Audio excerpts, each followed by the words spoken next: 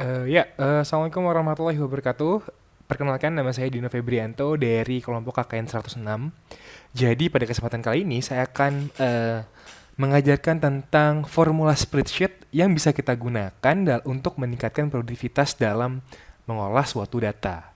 Jadi di sini saya sudah punya sebuah dataset atau sebuah data berisi tentang data penjualan dari sebuah aplikasi tentang penjualan-penjualan produk. Nah, jadi di sini tuh ada pertama ada nomor order di mana berisi eh, nomor-nomor ordernya ada 101, 1045, terus di sini kalau kita lihat bisa kita lihat ada nomor order yang sama. Itu berarti kalau nomor ordernya sama berarti pembelinya sama. Jadi ada satu pembeli yang membeli total yang membeli barang dua kali gitu. Nah, terus ini ada kuantitas. Kuantitas adalah banyaknya barang tersebut dijual. Terus ada harga.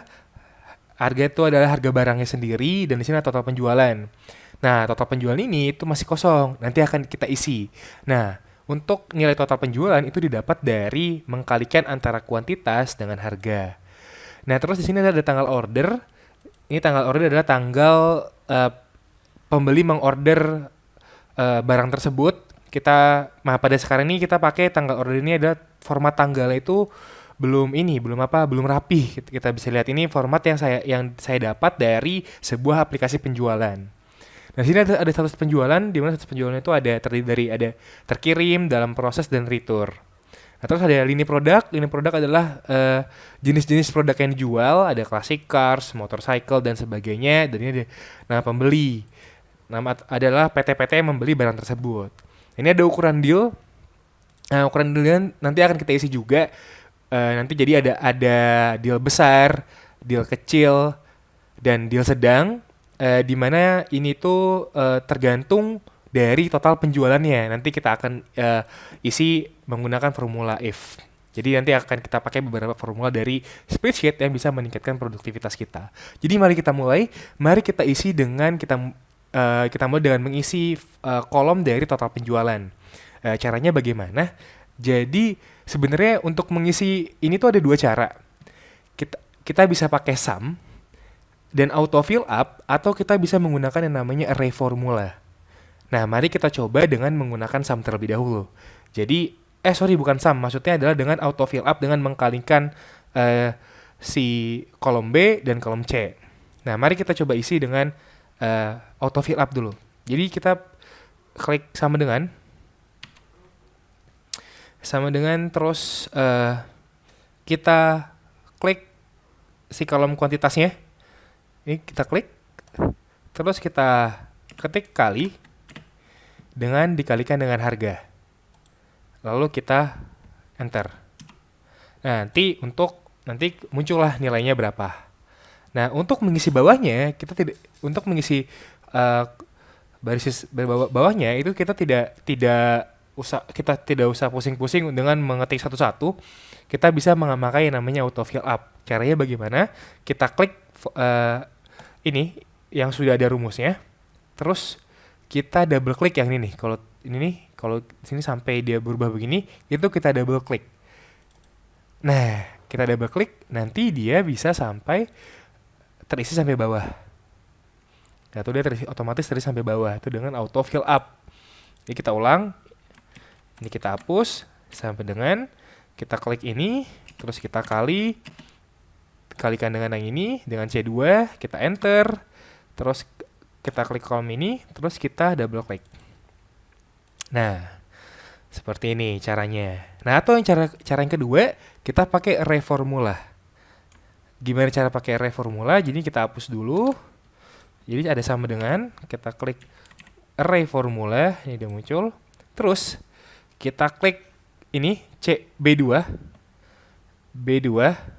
titik 2 B dikali dengan kita klik lagi C2 titik 2 C, lalu kita enter. Nah, nanti dia akan otomatis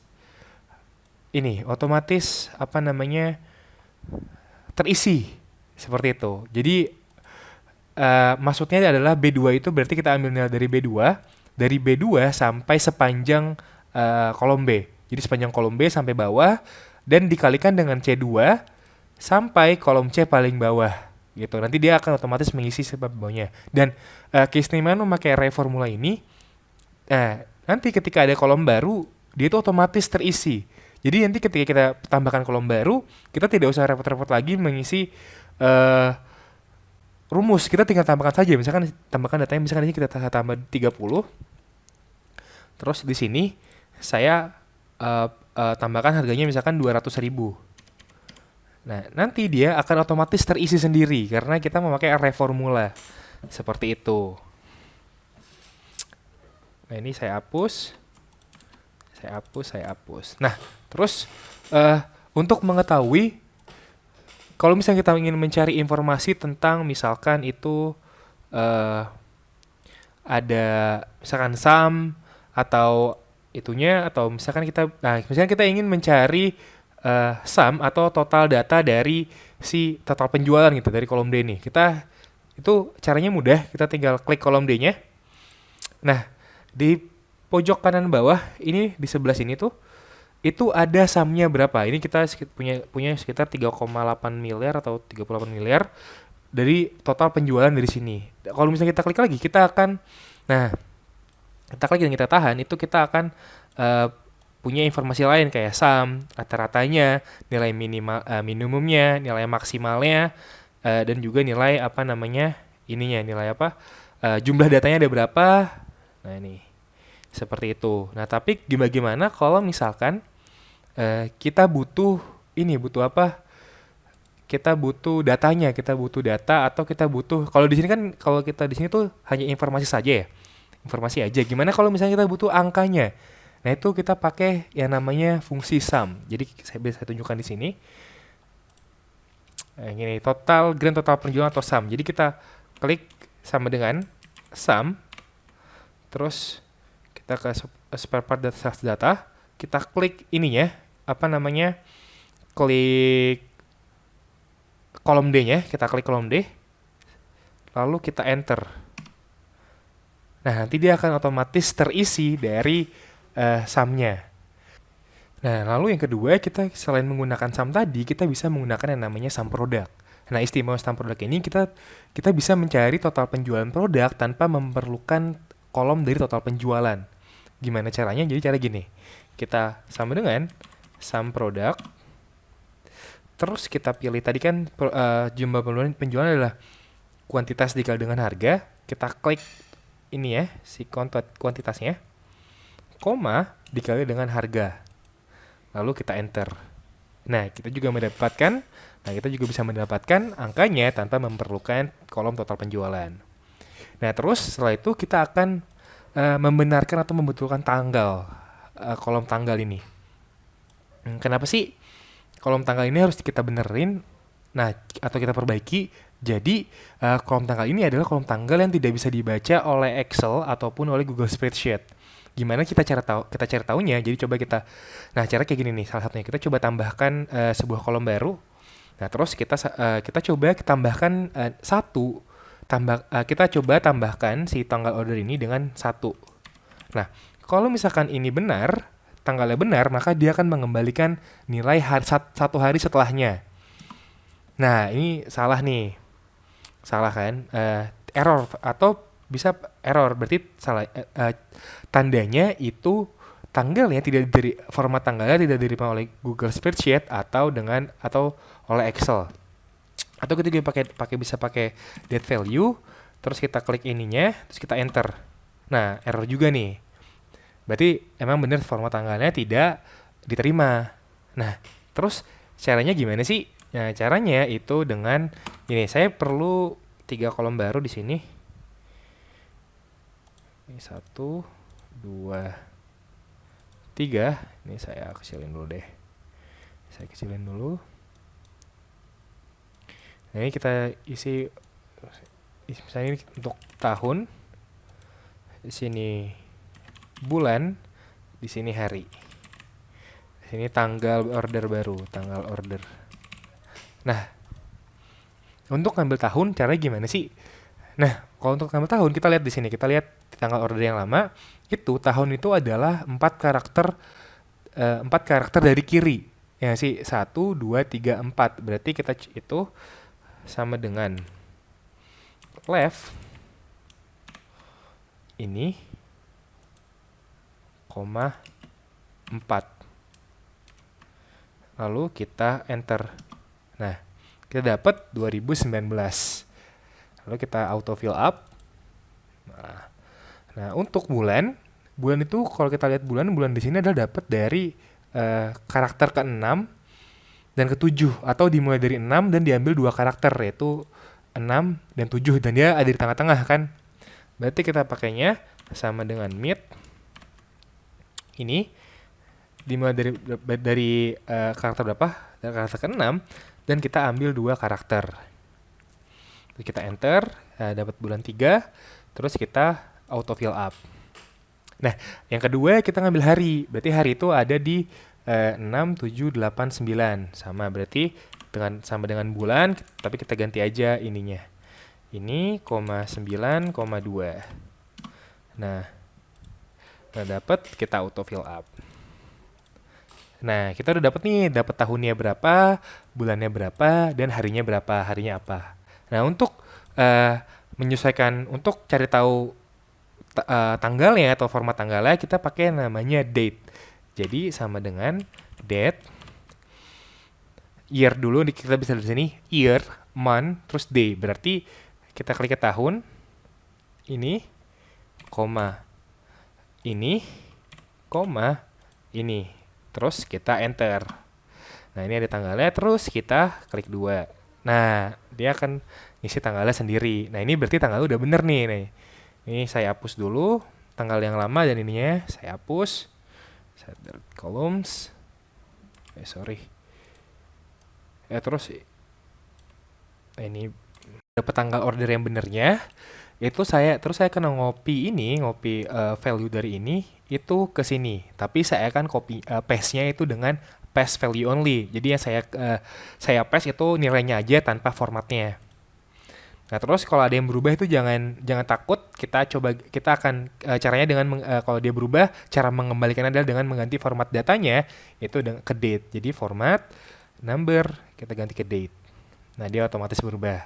Nah, ini akan saya hapus, saya delete kolom. Nah, untuk cari taunya apakah ini udah benar apa belum, coba kita lakukan dengan cara yang tadi. Jadi sama dengan ini. Sama dengan 2 tambah 1. Harusnya dia akan mengembalikan 1 hari setelahnya. Nah, iya betul. Nah, coba kalau misalkan di sini sama dengan date value ininya, kita enter. Nah, dia mengembalikan, dia tidak error lagi hasilnya. Lalu ini kita delete kolomnya. Nah, sekarang baru kita isi ukuran deal. Nah, ukuran deal ini ya kita isi dengan 3 kondisi. Yang pertama ada deal kecil, deal sedang, dan deal besar. Nah, deal kecil itu akan kita isi jikalau total penjualan ini lebih dari 40 juta. Maksudnya deal kecil kurang dari 40 juta. Nah, kalau misalkan dia itu rentang dari 40 juta sampai 100 juta, itu dia deal sedang. Kalau misalkan dia di atas 100 juta, dia itu deal kecil. Deal 100 juta itu deal besar. Jadi kalau dia di bawah 40 juta deal kecil, di antara 40 sampai 100 juta deal sedang, di atas 100 juta itu deal besar. Nah, cara gimana? Kita bisa melakukan yang namanya dengan menggunakan ifs. Kenapa ifs? Kenapa nggak if aja? Jadi, kalau if itu kita cuman misalkan mempunyai 2 kondisi aja. Misalkan kita pakai lebih besar dari 40 juta dan kurang dari 40 juta, itu kan cuma 2 kondisi. Itu pakainya if. Nah, karena kita ada pakai 3 kondisi, itu makanya pakainya ifs kayak gitu. Jadi ifs pertama, status penjualan lebih besar dari 100 juta.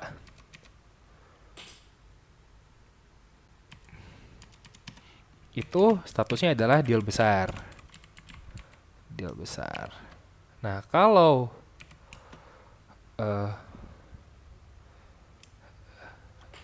ini D2-nya itu kurang dari lebih besar dari 40 juta. Itu berarti dia 40 juta bener ya. 123 itu dia itu ada deal sedang. Nah, kalau dia itu di bawah 40 juta atau kita bisa bilang D2-nya lebih besar sama dengan 0, kita pakainya adalah deal kecil. Terus kita enter. Nah, ini di kecil nih karena cuman sekitar 33.750.000. Nah, ini terus kita auto fill up seperti ini. Ini deal besar, deal sedang, deal sedang, deal sedang karena di atas 100 juta, 120 juta, makanya deal besar. Jadi seperti itu. Jadi di sini ada 3 kondisi. Kalau kita lihat di sini, yang pertama jika D2 lebih besar dari kalau total penjualan lebih besar dari 100 juta, maka ia termasuk deal besar. Nah, kalau pas dicek pertama dia nggak sesuai, dia masuk ke kondisi kedua, dia cek apakah total penjualan lebih besar dari 40 juta. Kalau lebih besar dari 40 juta, dia masuk ke deal sedang. Kalau misalkan ternyata dia nggak masuk dia tidak besar dari 40 juta, berarti dia masuk ke deal kecil. Seperti itu. Nah, ini sekarang kita data kita sudah lengkap sekarang, dan kita akan coba naik ke tingkat produktivitas yang lebih tinggi. Nah, saya punya satu sheet lagi tuh sum and count. Nah, jadi pertama di sini ada 4 task nih, ada 4 task, ada 4 tugas. Pertama kita suruh nyari grand total penjualan dengan status return. Nah, ini kita bisa cari menggunakan sum if. Jadi kan dia minta grand total penjualan atau jumlah total penjualan, tapi statusnya itu return. Jadi total penjualan ini dengan status penjualannya itu return. Nah, itu kita bisa pakai yang namanya sum if. Sum if di sini apa? Berarti sum if itu pertama kolom yang mau di kondisinya yaitu ini, itu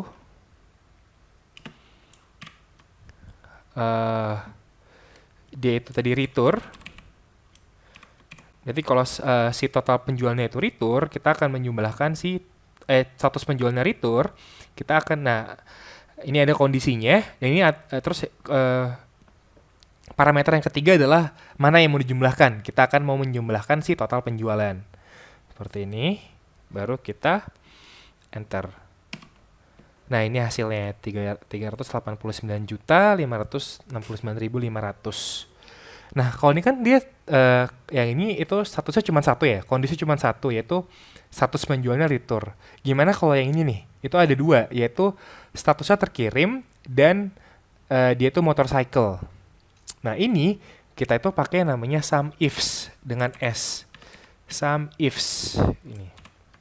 Nah, kalau sum ifs, kalau tadi sum if itu kita pertama kondisinya dulu si status penjualnya, terus baru nanti yang terakhir itu adalah kolom yang mau dijumlahkan. Kalau pakai sum ifs, kita pilih dulu kolom yang mau dijumlahkan terlebih dahulu. Nah, kita pilih ini yang mau dijumlahkan. Baru yang kedua kita pilih kolom kondisi pertama, yaitu status penjualannya. Status penjualan tadi apa? Terkirim ya. Terkirim. Dan lini produknya itu adalah motorcycle. Seperti ini. Jadi ini adalah yang mau kita jumlahkan. Yang ini adalah si kriteria pertamanya di mana status penjualannya terkirim. Dan ini kriteria keduanya, di mana lini produknya adalah motorcycle. Baru kita enter. Nanti ada muncul jumlahnya. Nah, lalu selain sum if dan sum ifs itu ada namanya count if dan count ifs. Seperti itu. Nah, kalau sum if itu dan sum ifs itu dia menjumlahkan, kalau count if dia cuma menghitung elemennya, menghitung ada berapa dia. Contoh gini, jumlah transaksi dengan status proses. Nah, ini kan dia cuma pakai satu ya. Dia itu cuma pakai satu kondisi doang. Nah, ini itu pakainya adalah count if. Count if apa status penjualan ya? Status penjualan tadi apa itunya adalah proses. Baru kita enter. 0. Oh salah, bukan proses, tapi harusnya adalah dalam prosesnya. Oh iya, dalam proses. Nah, dalam proses, bukan proses tapi harus ada dalam proses. Dalam proses, enter. Ada 8. Nah, gimana kalau misalkan ini ada 3 kondisi nih. Dia itu jumlah transaksi dengan status dealnya sedang, dan statusnya itu terkirim, dan produknya itu vintage cars. Nah, itu kita pakai yang namanya count ifs. Nah, count ifs berarti kita bisa banyak ya. Count ifs yang pertama itu apa? Deal sedang. Ukuran dealnya itu apa? Deal sedang. Terus yang kedua, status penjualannya itu adalah status penjualannya apa? Terkirim ya, status penjualnya. Status penjualannya terkirim vintage car. Nih. Status penjualnya terkirim.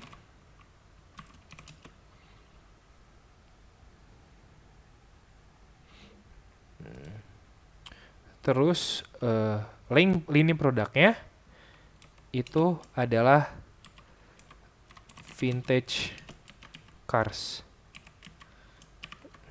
Jadi yang pertama adalah ukuran dealnya itu deal sedang, terus status penjualnya itu terkirim, dan lini produknya itu adalah vintage cars. Kita bisa enter, nanti muncul ada 3 produk yang kayak gitu. Nah, itu adalah tadi tuh ada itu adalah prediksi produktivitas tingkat lanjut. Itu ada count if, sum if, count ifs dengan S, dan sum if dengan S. Nah, terus yang terakhir nih, saya akan mengajarkan teman-teman tentang menggunakan VLOOKUP. Jadi misalkan kita tambahin satu lagi di sebelah kanan, terus kita mau nyari nomor telepon dari si pembelinya ini. Nah, gimana caranya? Kita bisa pakai VLOOKUP. Jadi sama dengan VLOOKUP, terus search key-nya, atau kita mau nyari berdasarkan apa? Kita di sini mau nyari berdasarkan nama pembeli ya. Atau kita mau nyari nomor telepon dari PT Anugrah Parmindo Lestari. Makanya kita klik ini yang pertama, kita akan mencari si PT Anugrah Parmindo Lestari dari mana? Dari database customer. Kita pilih semua database customer ya. Customer. Terus kita mau nyari apa sih? Kita mau nyari nomor telepon ya. Nomor telepon. Nah, nomor telepon itu ada di kolom keberapa? Ini kolom pertama, kolom kedua, kolom ketiga, kolom keempat, kolom kelima. Berarti ada di kolom kedua. Nah, 2, terus koma, false.